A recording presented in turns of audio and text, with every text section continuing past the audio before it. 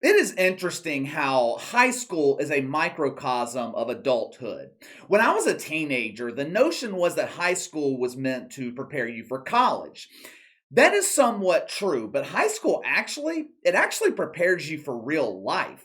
The cliques, the fights, the parties, the booze, the dramatics, the rules, being forced to deal and work with people that you don't particularly like. What you go through in high school prepares you for what you'll deal with as an adult. Like adulthood, high school is very cliquish. It's segregated. The gothic people hang out together. The rednecks, they chew their tobacco and spend their time bragging about shooting defenseless animals. I tell you what, that damn deer, he didn't even know I was there. I killed me a doe, I sure did. I've never understood hunting. I don't get it. You sit in a tree, you wait for some animal to walk out to get food that you put out there for it, and then you shoot the damn thing. Why? Like, what's the fucking point? That deer meat's good eating. I'm a hungry redneck. Several years ago, Several years ago, some dude, he was out in the woods where he didn't belong hunting animals. I think this happened in Georgia or Alabama. Anyway, he's out there by himself looking for an unarmed animal. There was just one small problem that day. The hunter became the hunted. There was a hungry bear in the woods, and this particular bear, he liked his redneck medium rare. A southern wife lost her husband that day. But there was an easy way to avoid this from happening. Stay out of the woods. The bear didn't knock on your front door and request dinner. You were in his house, and when you're in someone else's house, you play by their rules. But I'm getting way off topic here. The point is, there are many cliques in high school. The beautiful girls, the cheerleaders, they all hang out together. But hidden in that group of beautiful girls, there's always the ugly duckling. It never fails. Walk into any high school in America. You'll have a group of like 9 pretty girls sitting at a table, and then you look at the end of the group, and it's Rachel Levine sitting with them. In most cases, the ugly duckling is the shit starter. She's the loudest one in the group. She starts all the drama. She meddles in everyone's business, their relationships. She's the cock blocker. She's the girl at the party that sees one of her pretty friends about to get laid, and she does everything she can to stop it from happening. The ugly duckling, she is the most insecure of the group for obvious reasons. I mean, she's staring at beautiful girls every day who get all the attention from the guys, while she has to spend her allowance every week on mirrors because they break every time she looks into one. In the NBA, the Golden State Warriors are the group of popular girls, and Draymond Green is the ugly duckling. Draymond Green is the Rachel Levine of the group. There is a lot of star power in the Bay Area. Steph Curry, Klay Thompson, Steve Kerr. Steve Kerr commands a lot of media attention. When Kevin Durant was there, he overshadowed poor Dre. David West, Andre Iguodala, DeMarcus Cousins, Andrew Wiggins, Jordan Poole. Jordan Poole is an emerging superstar. The last 10 years, there have been a lot of stars in Golden State. Throughout that time, there's always been one constant: Draymond Green crying out for attention. From a mental perspective, this dude's one of the weakest players in the NBA. Draymond Green covers his weakness, he covers his insecurity with false bravado. I think I've made this reference before, but there is a line in the movie American Gangster.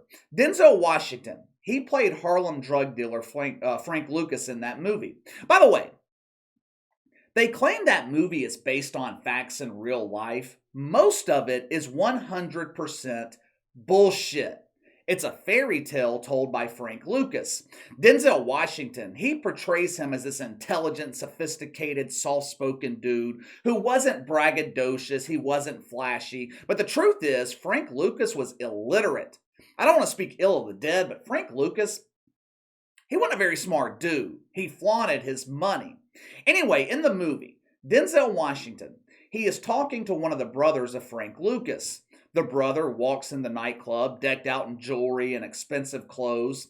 He's loud, he's flashy. Denzel Washington pulls him aside and he says, "The loudest man in the room is the weakest man in the room. It was one of the only parts in the movie that was based in fact. Draymond Green hides his insecurity with false bravado. He's always talking shit. He's always got a problem with someone.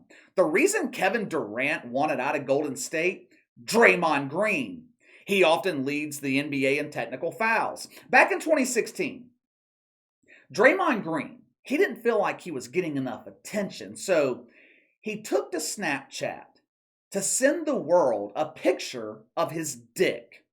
After the world was disgusted and unimpressed, Draymond Green claimed that his account was hacked. Then he said he just hit the wrong button. In his post-game press conference Thursday night, he brought attention on himself again by going off on Kendrick Perkins at ESPN. He went on a 2-minute diatribe with his young son sitting right beside him. Great fatherly example. Why did he go after Kendrick Perkins? When frauds are hit with the truth, when insecure fucks are hit with the truth, their first instinct is to attack. Kendrick Perkins, he essentially said Draymond Green is overrated. He's afraid to take shots. He's made to look better than he actually is because he plays alongside Steph Curry, Klay Thompson, Jordan Poole. Like the ugly girl in high school, Draymond Green is popular by association. Like I've said many times, if this fucking guy was playing in Detroit, he would be unknown. Draymond Green, he did what frauds do. He personally attacked Kendrick Perkins, called him an ogre, claimed that he wasn't a great NBA player. This fuck even claimed that he is the reason that Kendrick Perkins is relevant.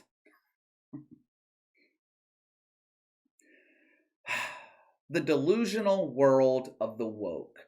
The difference between Dre and Kendrick Perkins has the truth on his side. He decided that he was going to shut this shit down once and for all. Check it out. Hey, Draymond, ogre, whatever what you call me? Hey, listen, man, you ain't handsome. You damn sure ain't cute. Man, I've been having a dime piece on my side. My wife been on my side since the 10th grade, before the NBA logo. Before Jared West was on my socks, I've been had mine. You know what I'm saying? That's neither here nor there, but at the end of the day, man, look, I ain't none of these other cats, man. I'm going to say what I want to say. And at the end of the day, man, like I said, you wasn't being aggressive like the Draymond of old. Yeah, you did your thing tonight, but thinking I'm going to be quiet or thinking, man, look, you got the wrong one. I ain't going to shut up for nobody, man. Look, I ain't born none of that. Remember that. So at the end of the day, man, my whole message to you is, man, you ain't handsome. You ugly. You ain't handsome. Don't be getting on there thinking you cute because you got the NBA logo on your sock and on your jersey. Carry on. Like I said, the ugly duckling, always the loudest one in the room. Friday night, Draymond Green, he was at his house. Maybe he was all alone. Maybe he was cuddled up on the couch with Stephen A. Smith. Both Dre and Stephen A., they enjoy a nice round of butt bongo with a spice of toxic masculinity. The attention he was getting from Stephen A. Smith didn't fill the void in Draymond Green's heart. Oh, my heart is yearning for male attention. Stephen A. is nice, but he's a beta male. He doesn't satisfy my needs like a strong man can. Where do social justice warriors go when they need male attention? Twitter. How did Draymond Green decide to bring attention to himself? When a child wants attention, they tend to act out. They might start misbehaving in school. Maybe they break something around the house. They whine, they complain. When a social justice warrior wants attention, they do one of two things.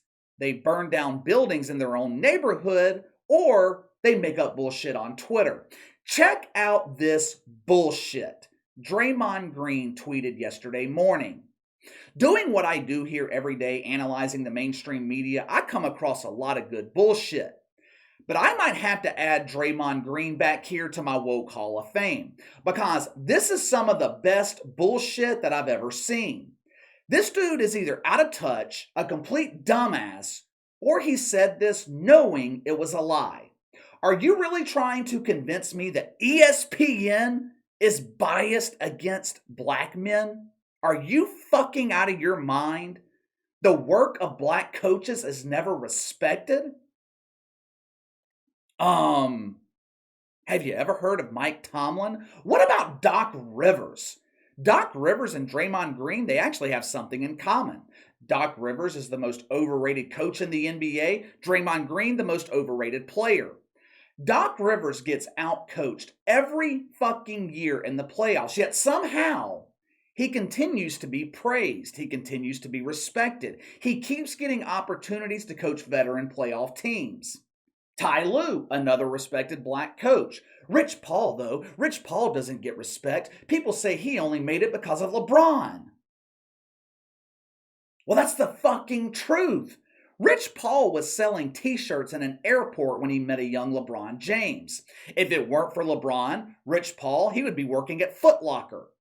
For most of the last 2 years, as much of a talker as he is, Draymond Green has pretty much stayed out of politics. He's stayed out of the woke propaganda. But the last couple of weeks, we have seen him constantly bring up race.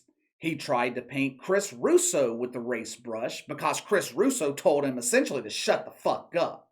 No white man can say that to me. It's racist. Now, he is claiming ESPN, the worldwide leader in woke, the network that airs specials on social justice and mythical racism, the network that tried to convince you that Bubba Wallace was a victim of racism, the same network that punishes anyone with a dissenting opinion. Only one opinion is allowed at ESPN. America hates black people. And you want to tell me that ESPN doesn't give enough respect to black people? I can say a lot of things about Draymond Green, but he is not dumb. Draymond Green is a smart dude. He knows how to manipulate the media. He knows how to manipulate his fellow losers on Twitter. He knows what he said was bullshit. He knows he's lying. I think what Draymond Green is doing, he is preparing for life after the NBA. His career's on the decline. He's past his prime. The injuries starting to pile up. Draymond Green, he hasn't played more than 70 games in 5 years. But KC, he was an all-star this year. So, that doesn't mean shit. The all-star game is nothing but a popularity contest. Draymond Green is not an all-star. He is not one of the best players in the NBA. Draymond Green is preparing for life after basketball. He's going to have a career in the media. What's one of the requirements if you want a media career? You have got to graduate from woke U. Clearly, Draymond Green, the eager beaver, he is already taking classes. If I had to guess, he is enrolled in mythical racism with Bomani Jones and victimization 101 with Jamel Hill. Maybe Jamel Hill will teach him how to make the O face. Dre, when Stephen A gives you a woke hug and activates finger insertion, this is the face you make to let him know that you're enjoying that penetration. Draymond Green, he's going to make a good social justice warrior because he is already detestable. He's already disliked by most people. He's a proficient liar. He is good at hiding his insecurities. He's going to fit right in. This time next year, Draymond Green, he will be a deacon at Woke United Methodist. He will be the dude at the church door welcoming all the male identifiers with the patented woke hug. Hey there, Jeff. Let my hands in that nice ass of yours. Well, let me know what you think. Draymond Green, becoming a purveyor of propaganda, calling out ESPN for not being woke enough. Sound off in the comments below. Make sure to like and subscribe. Click the notification bell to receive all notifications from the channel. Best way to contact me is by email at btlkc84@gmail.com, KC_BTL84 on Twitter. I'll see you guys tomorrow.